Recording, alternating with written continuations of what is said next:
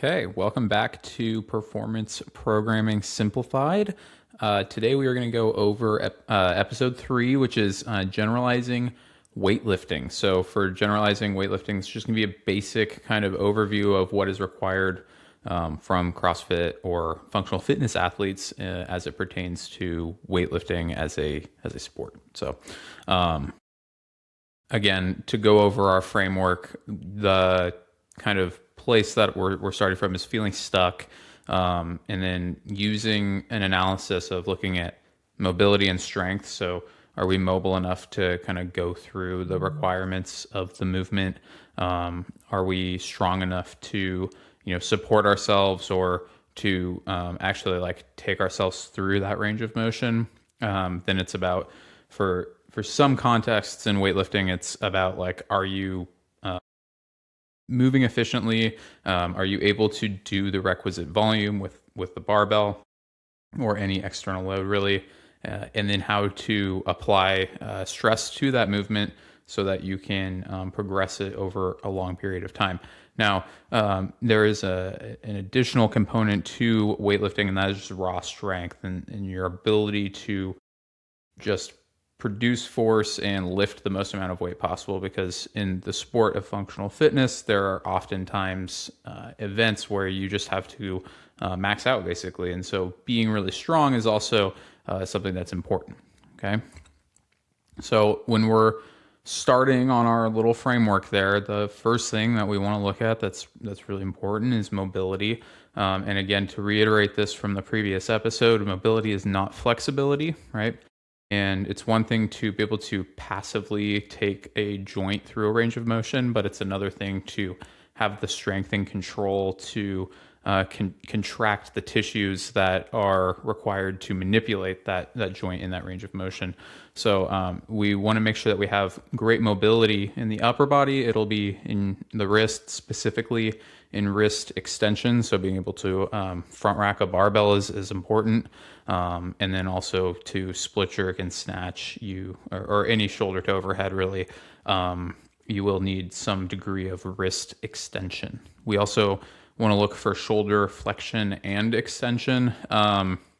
For the shoulder, it's more about shoulder flexion and being able to flex the shoulder overhead when we're looking at weightlifting.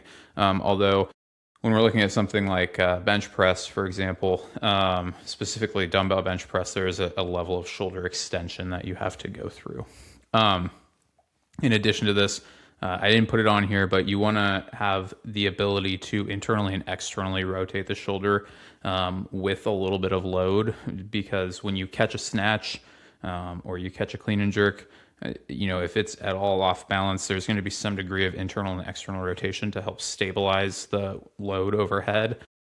So having control over internal and external rotation is another really important thing for the upper body as it pertains to weightlifting. For your back, you need thoracic extension, lumbar flexion, lumbar extension. Thoracic extension is going to be being able to, keep your upper back tight and more or less straight when you have load overhead. So for the snatch and for the clean and jerk, being able to maintain a solid position in the upper back is very important. And then lumbar flexion and extension, you just need to be able to manipulate the lumbar spine in order to achieve some of those positions. So, there's some degree of lumbar flexion that occurs when you're doing a really heavy pull off of the floor. And then lumbar extension is usually required. And for lack of a better explanation, it's typically required in the form of a compensatory movement pattern to make up for the lack of thoracic extension. So a lot of times when people split jerk, even really high level weightlifters, they'll go into lumbar extension to a certain degree to achieve the overhead position in like a split jerk, right? In the lower body, you need hip internal and external rotation for the squatting. For the knee, you're going to need flexion, right? So you need to be able to flex the knee fully and then stand up out of the bottom of a squat. In your hamstring, I added this one from the gymnastics episode that I did, but you're going to need hamstring mobility with a bent leg. So being able to keep the shin perpendicular and then flex through the hamstring and go through like hip extension is really important.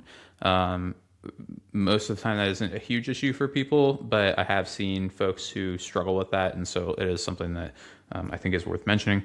And then ankle dorsiflexion and pronation, again, similar to the pistol squat. If you are squatting really heavy and you're an athlete that has some degree of internal rotation in the hip when they squat, there is a certain degree of ankle pronation that will happen also as the inside of the foot drops down and in, and that's fine as long as things aren't dangerous. You're not going into like a ton of valgus stress in the knee joint. Then I'm typically okay with that, but it's just something to be aware of, and being able to pronate the ankle slightly, and specifically dorsiflex for things like the front squat and the overhead squat is very important. So contextualizing this, it's going to look similar to the gymnastics episode. So if you haven't watched the gymnastics episode, you can go back and watch that. But can we do all of these things with load, right? And so again, it's not can you flex the shoulder, it's can you flex the shoulder with 365 pounds overhead, because that's the clean and jerk standard now, right? Like all the elites are clean and jerking 365 pounds now. So for the woman, it's right around 225. And so it's not just can you flex the shoulder with like a PVC pipe or an empty barbell, it's can you flex the shoulder with that amount of load overhead, right? Can you flex the hip, dorsiflex the ankle, and bend the knee with 455 pounds? Because you need to be able to squat 455 pounds or 325 for the ladies to be an elite athlete. And so once your body can pass through this range of motion, then you can add load to basically practice effective contractions at the relevant ranges of motion. So one of the note that I want to make here, and people will gloss over this and be like, yeah, no shit. Like, of course, that's what you should be able to do. But it's very often that I see folks do back squats, not so much with front squats, but certainly like back squats where they go just to parallel, right? And that's great. It's going to get you really strong. But when you pull yourself under a snatch and you're trying to get under 300 pounds, and you have the mobility to get yourself with your butt practically touching the ground under a 300 or a 200 pound snatch for the ladies, you have to be strong enough to get out of the hole, right? And if you're only training at a range of motion that is just below parallel, like to stand up the 300 pound overhead squat or 205 pound overhead squat, you will need to pull that bar significantly higher to receive it in a position that you will be strong enough to stand up out of, right? And so, it's important that you are training through the full range of motion in the joint systems associated with the sport and the movement standards, and also with what you will end up getting, exposed to when you go to do a max effort lift event. So, I wanted to go over some like weightlifting standards. And so like I said, with the gymnastics, it's more about like just doing the movements and then building up your ability to do a lot of reps of them. With the weightlifting, it is also important that you can lift very heavy in addition to doing several reps in a row or being very enduring with things like barbell snatching and CP battery stuff, which I'll go over in the next couple of slides. But for the overall strength standards, I put some stuff on the screen here. On the left, there's a table with some kind of general ranges that were extrapolated from the thruster for all the masters athletes. Using some math and some equations kind of gave me, some ranges basically. And these ranges were quite accurate when comparing with the most recent Masters CrossFit Games. So those numbers are more or less accurate as of now when this podcast is being recorded. And so if you're a Masters athlete, that's a useful resource for you. The World Fitness Project that had the 1RM snatch, which is great. It's a good baseline for us as coaches and as athletes to look at. The max was Guy Malheiros at 337 pounds and Hannah Black at 232 pounds. It's very heavy. That's the upper end of the strength and currently in our sport, right? And there were several men. I wasn't paying too close attention to the women this year, but there were several men who were right on Guy's tail here. Okay. the lower end of those snatches so that you just have an idea of like kind of the minimum. And this is, you got to take this with a grain of salt because the folks competing in the World Fitness Project weren't all of the strength of field wasn't super deep at the World Fitness Project relative to what will appear at the CrossFit Games. But 242 pounds on the men's side and 155 on the ladies' side were the lower end of the snatch results there.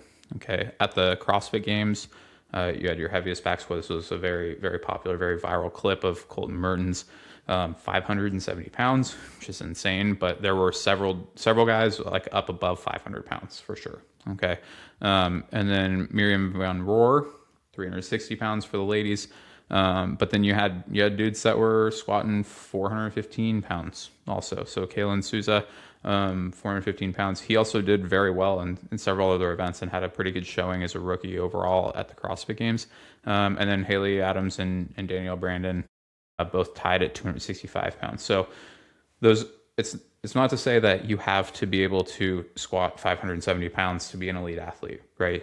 Because you can clearly squat 415 pounds or 265 pounds and still be competing in the upper echelon of the sport. Now, of course, let me backtrack really quick. Take all of these with a grain of salt because these are mid-competition and neither of these were the first event of the weekend. So athletes are, stressed and fatigued at this point when they're lifting. So likely these numbers may be 5% higher or even 10% higher in training or with a proper deload and peaking phase or whatever.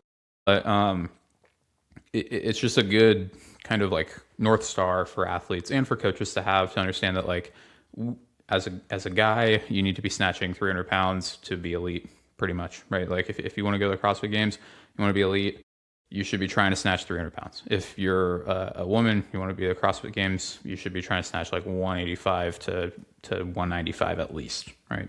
If you can hit those numbers in training, likely you will be strong enough to compete and participate in the CrossFit Games as long as the other things that are showing up are also solid for you, like the conditioning and the gymnastics.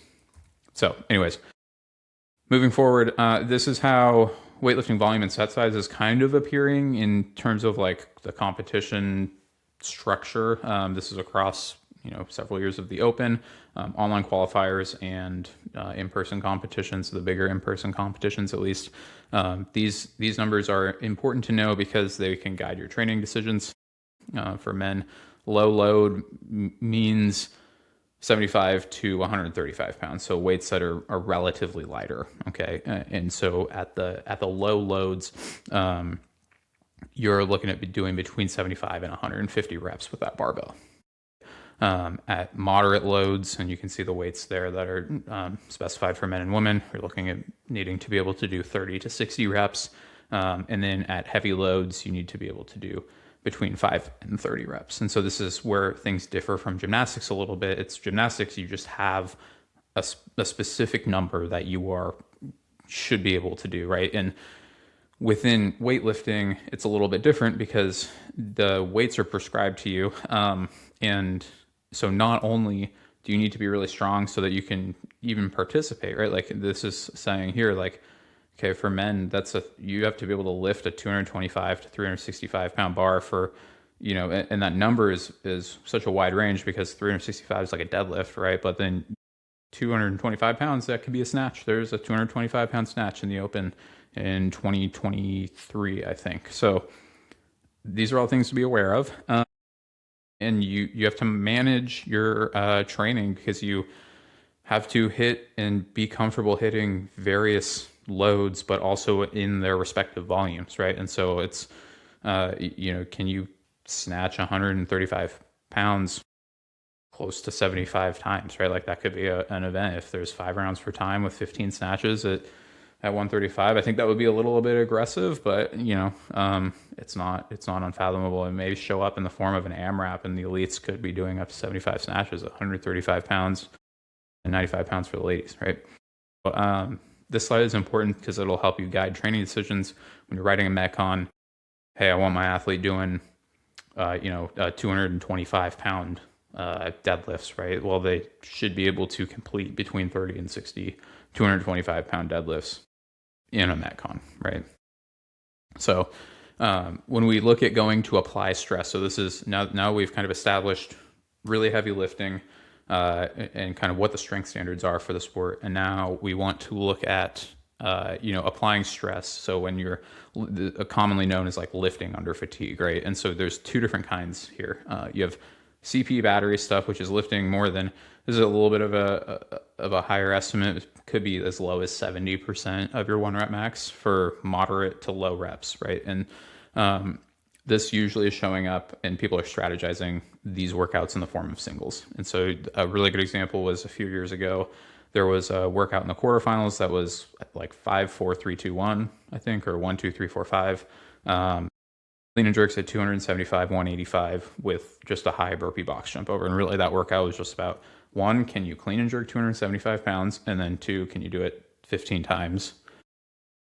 Yes, I can clean and jerk 275 or 185 pounds 15 times. How quickly can you do it back to back, right? Barbell cycling is, as many people are familiar with this, much lower loads that you are doing touch and go reps with. So both are going to require similar approaches in their application of stress to the different styles of lifting that will show up on a barbell in a workout, but we'll go over those now. The first one for barbell cycling, you're just going to practice alone. And so this will be like, just do, 3 sets of 8 to 10 reps of power snatches at 95 pounds. For guys, 95 for guys and 65 for ladies. Rest is needed between. And you're filming sets, you're kind of churning through reps and trying to find what is most efficient for you, right? And then from there, you can start to fold in levels of fatigue into your practice, right? And so you can do this kind of in two ways. The first way is by just adding general light fatigue. So, getting on a bike or something, going nice and easy on a bike, or a rowing machine or something like that. And then getting off every once in a while and doing some barbell cycling, right? You can also just use more constrictive timing to stress the movement a little bit. So you don't even need to get on a bike if you didn't want to. You could just do limited rest. So you could say like, hey, every 45 seconds for 5 rounds, I'm going to do 6 touch and go clean and jerks at whatever weight is appropriate for you, right? From there, you can start to kind of fold those two together. You can say like every 3 minutes for 5 rounds, I'm going to do some number of calories on a machine straight into touch and go reps, right? And so now you are beholden to the clock, but also having to fold in a little bit more of that general fatigue as well, right? From there, you can kind of just squeeze that down a little bit. You can maybe say that, hey, I want to be biking or rowing at a certain pace, right? To kind of make it a little bit more challenging. You can tighten up the rest a little bit. You could give them a smaller window to go through. So those are ways to kind of make it more challenging. And then finally, you can do like EMOMs or just like straight up workouts with a barbell in there with the intention of practicing barbell cycling, right? All these things, like I tend to not be super aggressive with the progression through these until the barbell cycling portion of the workout feels relatively easy, right? And so if they do step number 3 here, where they're doing every 3 minutes for 5 rounds, 15 cal row and 6 touch and go power snatches at 135, if that's really hard, it doesn't make any sense for us to make it even harder, right? We want to stay there until they're feeling like, the athlete's feeling like, yeah, it's like 6, 7, maybe 8 out of 10 effort. But I feel very confident in my ability to just rip off a set of 6 every single time I step up to the bar. I'm feeling really like smooth. I feel really comfortable with that movement. Once that's the case, then it's like, all right, let's start to make it a little bit more challenging. Okay. Within these kind of workouts that we're formulating here, it's also important that we're kind of honoring what was on the previous slide, where we're looking at like how many reps are typically showing up total, and then like kind of trying to keep our eye on set sizes and making sure the set sizes are contextual also. So when we're looking at barbell battery work, so this is like the heavier stuff. Usually for practice alone, this is just more lifting, right? It is once the weight gets over like 40% of your 1 rep max, it is significantly more beneficial for you to drive strength rather than try and get more efficient with like barbell cycling or CP battery work. Okay. So for CP battery work, unless you're very close to competition, probably want to just be focusing on lifting more and getting stronger so that the loads that are going to be prescribed in competition feel relatively lighter. And then from here, your practice is going to take a similar format. I gave some workout examples here on the board or on the screen.